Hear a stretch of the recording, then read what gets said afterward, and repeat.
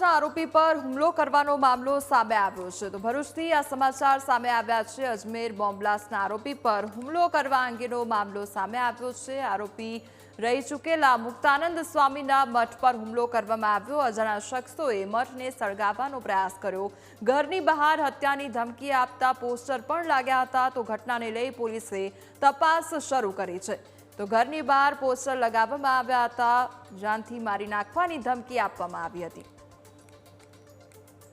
કે જે તે વ્યક્તિએ પાછલા ઓવારાથી અંદર પ્રવેશ કરી અને જ્વલનશીલ પદાર્થ છાંટ્યા અને પોતાની સાથે જે કંઈ પણ લાવ્યો હતો એમાંથી એણે કેટલાક કાગળિયા ઉછાળ્યા, જેની પર સર તનસે જુદાનો નારો લાગ્યો હતો અને આગ લગાડીને મુખ્ય દરવાજેથી એ બહારના ભાગે જતો રહ્યો। કોઈ એક ઈસમ આવી અને આ જગ્યા ઉપર જ્યાં ઊભા છે ત્યાં મઠ ઉપર કંઈ પદાર્થ નાખી એને સળગાવવાનો પ્રયત્ન કરે છે।